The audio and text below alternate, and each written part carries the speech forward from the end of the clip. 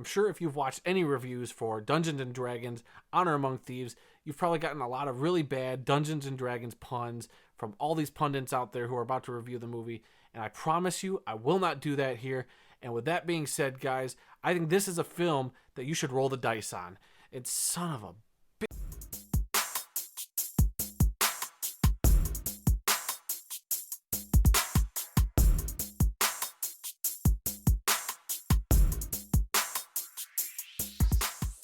So Dungeons and Dragons Honor Among Thieves is a movie based on the role-playing game that's been around for several decades. Stuff you've seen, people talk about on Stranger Things, and it's gotten a lot more into the pop culture lately, and I think it's actually pretty cool. I can't say I've played a bunch of D&D. I can't say I'm an expert on the lore or the backstory on the whole thing, but I do enjoy playing D&D. I won't lie, I'm that kind of nerd. I appreciate what the game is and what you can do with this game.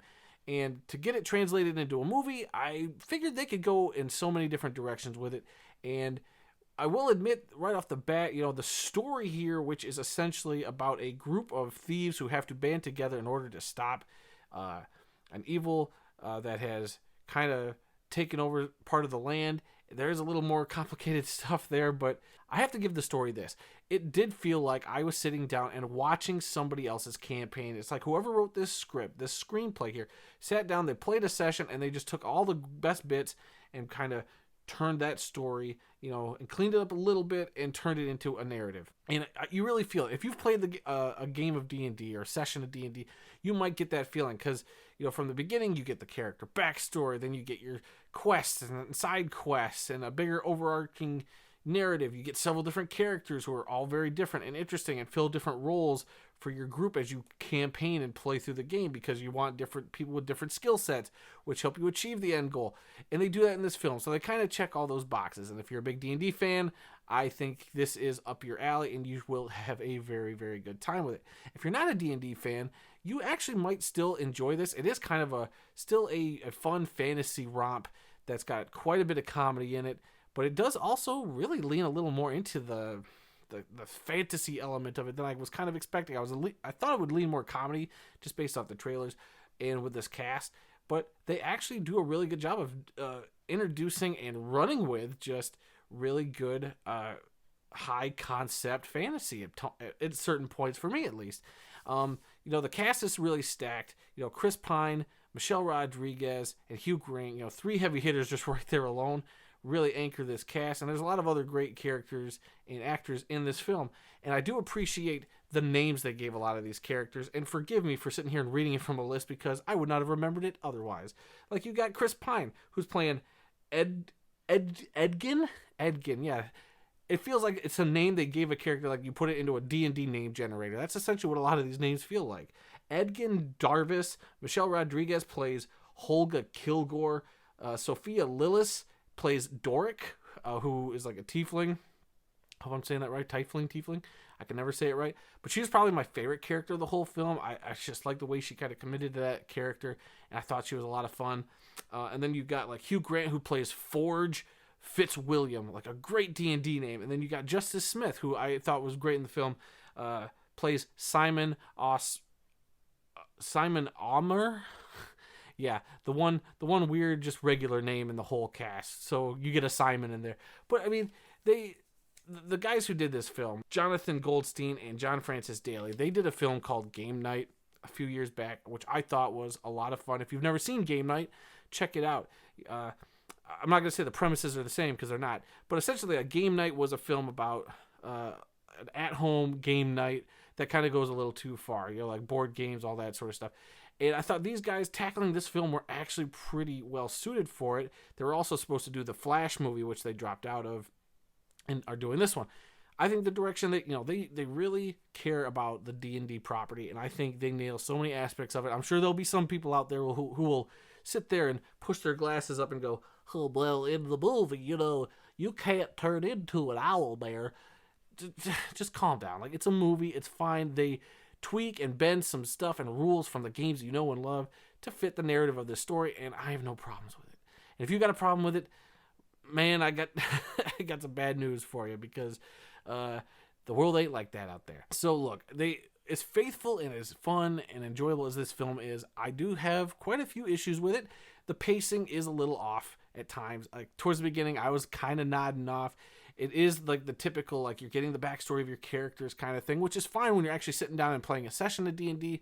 In the film, I just wish it was a little snappier, a little quicker to get to the chase and get us into the action and get us into what the story really was. And once the action starts, it goes from there. I think Michelle Rodriguez has a couple of really great action set pieces where she is the focal point, where she is the main person in the fight scene, and I think she delivers. I thought the fight choreography was great there. I can't say any performance like blew me away or like I thought was super great. Like, look, Hugh Grant is awesome. I love Hugh Grant. I much preferred him in the last movie I saw him in, which was that Operation Fortune, which he's phenomenal in. I still think he's great in this. Just doesn't steal as many scenes as he does in that one. I don't know if the writing exactly helps him out in this one, but he does what he can to make it enjoyable. I thought he was still pretty good. Chris Pine chews up the scenery as well. He's a charming leading man. And Michelle Rodriguez, while she doesn't have a whole lot of lines, her presence and just because she gets to kind of play like the strong woman of the group, and she kicks a lot of butt that way. I thought she was great in that role. So everybody plays their roles, I think, as well as they could have. I think the writing might not have been as strong as it could have been.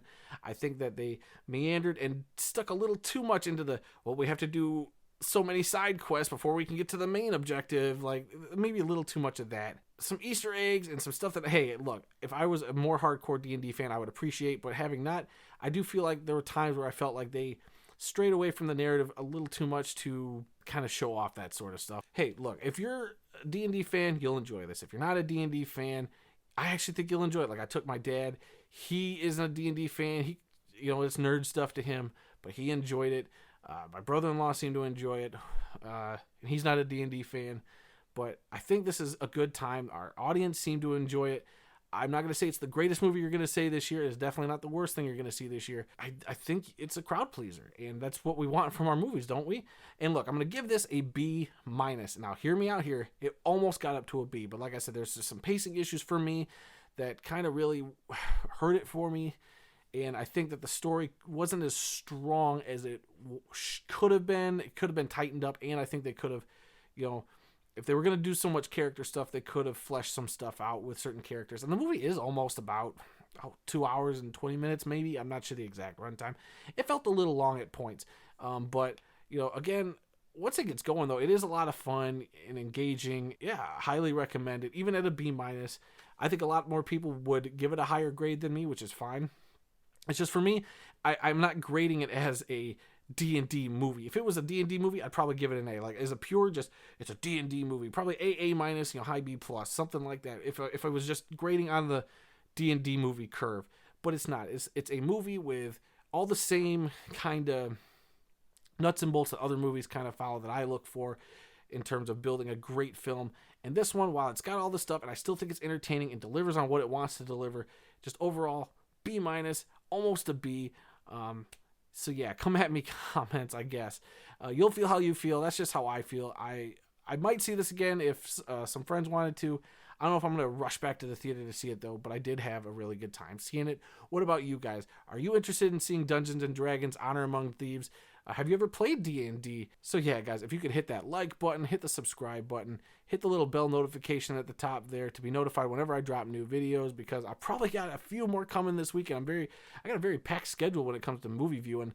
We got the new Apple TV movie Tetris coming out this weekend, and I'm going to an early screening of Air this weekend. I'm super excited to see Air, so those will be the next couple movies up to bat. And then, of course, we got Mario. So we got 3 movies in the next week that I'll be checking out and doing reviews for. And until the next review, guys, I'll be seeing you.